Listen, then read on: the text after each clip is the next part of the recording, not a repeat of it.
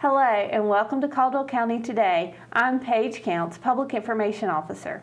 Joining me today is Keith Smith, director, actor, playwright, and today we're talking to him as playwright. That's a playwright, yes. And I'm really excited to have Keith here because this has been a tough year for many people, but for the arts community, it's been a really tough year.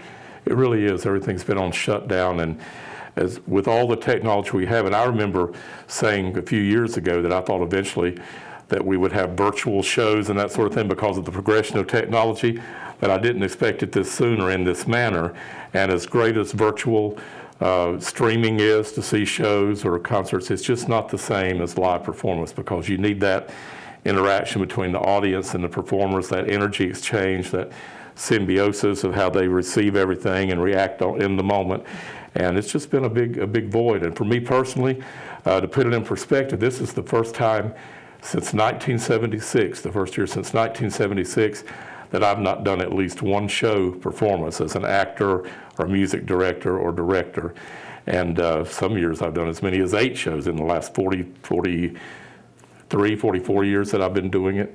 And of course I've done a lot with Eric, who's here, and he knows what it's like too. But that kind of shutdown, it's actually minimized a little bit of my perception of who I am or my identity. And so it has been a tough year for everybody. So, you don't want to say that the arts are more prevalent in suffering than anybody else because people having their jobs and their health, those are the 2 main concerns. But as far as the artists, it is, we're social creatures and we like to be with our friends who are singers or actors. There's a lot of camaraderie there. But, that's been stifled, so it's been tough. But out of this, you've been able to find some inspiration out of COVID, which to many may sound strange, but you've taken this and kind of turned it around. What have you been doing over the last few months? Yeah, well, there's that old saying about God grant us the strength to change the things that I can, the wisdom to accept, or the patience to accept the things that we can't change, and the wisdom to know the difference. Well, I thought, what can I be doing artistically during this time? Well, I can write, because I do a lot of writing. I've got a lot of projects with writing for plays and even books, and I'm really bad to do part of one thing, then jump to another and come back. Having shows and deadlines has really helped me to know, because I'll meet that deadline. Right. But I've been trying to be disciplined and write, and I'll admit I haven't done as much of it as I wanted to because you get discouraged. Mm-hmm. But I started thinking in terms of, well, what can I write about right now that really deals with our current situation? I thought, wouldn't it be something to write about the very thing that hinders us from performing, which is COVID? And so on August 29th of this year, I went to a place called the Hen and Egg, a little restaurant in Newton, and things were open back up then. But when I went in, people were wearing masks for the most part, and the waitresses. There were a few who weren't. Mm-hmm. But I had a waitress named Amy G. I didn't know her. But I assume that means there must be another Amy there with a different last name. But she was my server and did a nice job. And as I was leaving to go back home, I thought this idea just came to me by the grace of God that I could write something that would relate, again, to the very thing that's hindering us. And I started thinking, well, I'll do a play that's set in a restaurant. And like the first scene will be, and this all formulated in my mind on the way home, first scene would be breakfast, the second scene would be lunch, the third scene would be dinner, and the fourth scene would be after work with the servers, the waitresses sitting around socially distanced. And in between, there would be social monologues, because in conjunction with COVID, we've had all this issue with social unrest, Mm-hmm. And we've probably never been so divided, in the country, and dealing with all this at the same time. It's very stressful. So I thought, well, I'm going to make social commentary monologues in between each of the actual scenes. And the scenes are supposed to be, I hope they're funny for the most part, not totally. They relate to COVID. We'll talk a little bit about the structure in a minute. But in between, to have these social commentaries of how we need to see other people and accept them. And the thing I'm very proud of is this is totally non-political. Not one political party's mentioned, not one politician's mentioned, not one journalist is mentioned. It's just about people dealing with people and about a sense of community.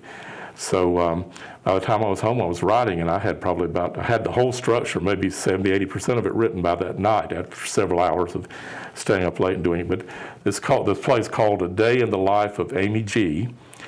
And as I said, the scenes are by the meals, and in between. On the stage, there are tables and booths, and every other booth and every other table is marked off, so there's safe social distancing, both in reality for the actors, but also to show what we're dealing with.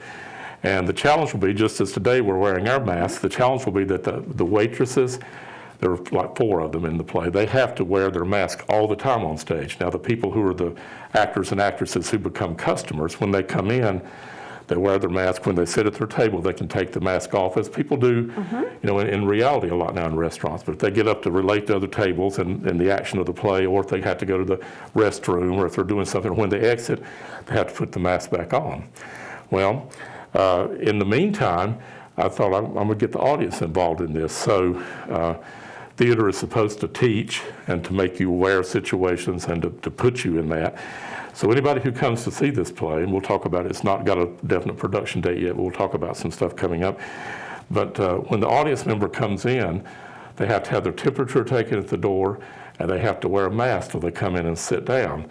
And somebody said, well, won't that discourage people from coming? It very well may, but you have to have lower numbers of audience members anyway. Certainly. And yes, it is for their safety, but it's also for them to experience this and to see how this situation has affected us and inconvenienced us and isolated us. So when the audience comes in, they come and sit at a chair, not a table, and they have a tray. It will be dinner served. They have a tray, and the meal is served by the waitresses in the show wearing their mask, and they do it in character. And even if you come with a family member, all the chairs are 10 feet apart in every direction, and you got your tray. And when they come in, they can come with a family member who could sit at the next place over, 10 feet away, but there's not a table. And again, part of that's intentionally using that inconvenience to show just how this has affected us. And if they get up to go to the restroom, and we won't encourage them to mingle this time like we generally do with dinner theater, they won't be able to do that as much, and they put their mask back on when they leave. And I should say, I direct dinner theater at the Hub. And last time we met here was when we were talking about Dixie Swim Club, which never got to come to fruition back in March. First time I've been here since then. This is not through the town of Hudson. This is a personal endeavor of mine. So anyway, it's a thing where once it goes dark and people are watching the show, I think there's something about that, sitting there by yourself, and you have friends and family, but you're sitting there experiencing what's going on the stage, and I hope it really hits home and shows us how we, even though we're alone, how much we need each other. And as I said, this play does commentary about different social strata and how people interrelate. So I feel good about all that. And Keith, I find it interesting that you chose, and your inspiration came from Amy G., a waitress. When most people, when they think COVID, they think healthcare workers, frontline. Mm-hmm. But you picked somebody who's just out there doing her job every day. I've not talked to that lady or seen her since August 29th, but I certainly will invite her or try to invite her to see this at some point, because it's not really about her as a person. It's just I used her name and that situation, and then I developed my own character of how I see it. But restaurants are a big part of our life, and there's a lot of controversy now about restaurants being shut down, like in California and that sort of thing, and it involves people's livelihood. But we've so long have taken for granted singing, getting to go meet with my men's chorus and sing, or seeing a play, or going with friends to a restaurant, something we've always taken for granted. And I hope that this situation, this whole COVID deal that we've dealt with, will eventually show us that we need to appreciate and not take for granted the things that we have. But I just thought, what better place than a restaurant, because people are talking about safe social distancing and about wearing the mask till you get in there. And it just seemed to really fit in, and it was a good structure. There's some humor. As I said, I hope in each scene as it goes from breakfast to lunch to dinner. And I'll have a little board that has like the breakfast menu, and then we'll switch that out for the lunch menu and the dinner menu. So you're in this environment in which, eating out or eating period is a big part of all of our lives, and that's been affected a lot by this. But it seemed like a way to socially distance and be safe in actuality, but also in the content and the context of the show. So. And as you mentioned earlier, you don't have a production date set for this, but you've received some support from the Arts Council. I have. There was a program for individual artists. Applied for a grant and was very blessed and fortunate to receive one. It was for 6 counties in the western part of the state was what this grant was through, and I think there were like 50 applicants, and they gave out 15 grants. And so I know Colwell Arts Council and North Carolina Arts Council, but specifically Colwell Arts Council, because this is where I live, they've always been so helpful to me with personal projects and with projects through the town of Hudson and with other things. So I really want to give a shout out to them. Things are difficult, and they're not necessarily working out of the office all the time, but they're so accessible. And Ellen Ball has really been the point person to help me, and of course Suzette Bradshaw and Kathy McCoy here in Colwell. And, like I said, I want to acknowledge all of them because they're continuing to try to keep things going. And I think people realize, I hope people realize that the arts are such an important part of our existence. No, it's not like shelter and food, but to have quality of life, that's a big part of it. And as I said, it'll be nice when we can get back to normal. And if I don't know if there'll ever be a complete normal, but maybe back in that direction. We have to see how the vaccine and everything goes. But I just think it could go 2 ways. I was talking with a gentleman the other day that, people may say, well, I like my isolation, or I like the convenience of looking at something online. I don't want to get back out there, but I hope it's going to be the other direction, that people are kind of starving to come out and see things, and that maybe once we're able to do that safely, that they'll come back in droves. And I think a lot of performers will not take for granted, not that they did. I mean, they're giving and volunteering all these people throughout the country anyway, but I think they'll appreciate it and love it even more and want to get back to it. And as we were talking before we started filming, you have sort of in your mind an endpoint for assuming COVID vaccine works and we are released from isolation and things like that. When would you like to see this production take place? Well, that's a good question. Part of the grant was for the creativity, just the writing itself, but also part of it is contingent, or we'll try to make it contingent on completing the project by, I think it's June 15th of this coming year. And I hope by then we'll be in a position to be able to safely perform. And again, there's this distancing in the play, both on stage and off, so that would help contribute toward that. But it's just, it's up in the air so much, just how it's going to be able to proceed safely. We'll just have to, look at it a day at a time. And I'm still making preparations and doing that, but it's not, it's just not, that's the whole thing about this. There's no actual dates or the give and take. At the Hub, we're not doing performances now like our dinner theater, and so many places are, safely shutting down for now. So we'll see how it progresses. I hope that, to perform it certainly by. The other thing is it needs to be performed while it's still relevant. True. I mean, I hope it becomes irrelevant very soon, that we don't have to worry about masks, we don't have to worry about the social distancing. But while it is here, I'd like to get the impact of that a little bit. And I think theater, good theater, obviously it has to entertain, but it also makes you think or makes you feel things. And if you can experience what we're all living through and put it in the context of a play and kind of get the direction and the narrative of that, I think it really brings it home to people even more. And it makes them appreciate what we have, or what we had, and what we hope to have again. Just to give people the scope of this play, how large would the cast be? It's not a huge cast, and people aren't together very much. There's a front line of tables, and there's a table where 2 to 4 people will sit. And the people I have in mind for these roles, some of them are family members anyway, so they're staying in, like Joe and Carolyn Acker are going to be in one scene. And they may not know that, but they are. I talked to her a little bit about it, but there's that. And there are a family of 4 here, but they're separated by a table. And Amy G is the main waitress. The other waitresses are going in the background doing things. But on stage at one time, there are never very many people. And again, that's intentional. There is a place where people come out and do part of a monologue where there's several people and representative of different races, different socioeconomic strata, the characters. They would come out to a mic. And when they do the monologues in between the scenes, it's very stylistic. They come out with their mask, the person doing the monologue, take it off. And of course, that's just one person on stage. Finish the monologue, then put it back on. But even when the people come out in a group, they won't be standing in a group. They will be coming out one at a time. So I'm trying to look at that. And there is music.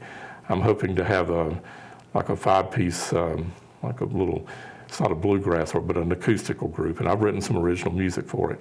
And there's something I really won't give away at the end, but the end has a song that makes people kind of decide how they feel about things socially, so they can react by participating in that, or by just watching it, or by leaving if they want to. And that's part of the beauty of it. It's about choice, personal choice, and I won't give all that away. You just have to come see it for that.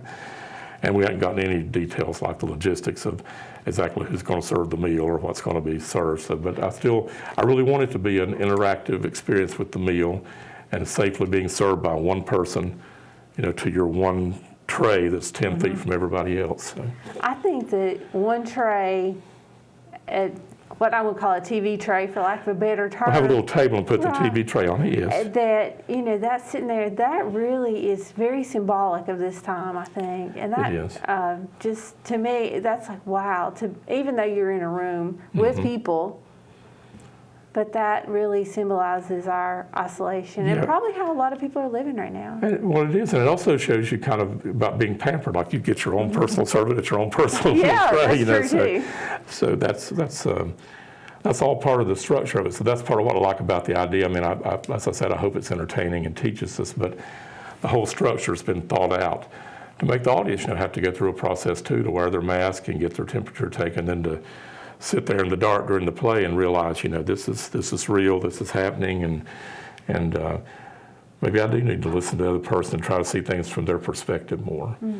So, Keith, I'm looking forward to having you back when we know dates and times, and we can really promote this show, because it is something that all of us need to see. And I think arts is a great way for us. It imitates life. It does. So it'll be a great way for us to really think about the last 9, 10 months, however long it's been. And maybe by the time we do it, it'll be maybe about a year. Maybe about a year. But I know there'll be some probably more spikes with Christmas season, that sort of thing, but also with the vaccination starting, and we're talking about that. We don't know exactly how that's going to progress or how effective it's going to be yet, but if we're heading in that direction at the first of the year, then maybe we can start looking at a semblance of doing something within 2 to 3 months, I hope, but there's no timetable yet. I've had to learn patience a lot with this whole situation too. I think we've all had to learn patience with COVID. Keith, is there anything I've forgotten? No, I think that's really good. I just hope people will continue to support the arts. I mean, that's great. Go online and do things, and don't forget that there still need to be contributions. People need to contribute to their arts, however they support them, whether it's by attendance or by, sending in, like support money or whatever. But it's on hiatus. I hope it's not, gone forever. I'm sincerely, very fervently working toward and praying toward the fact that it's not. And as I said, I think we'll appreciate it again. But just, just keep the faith and keep your eyes open for when things do start to come back.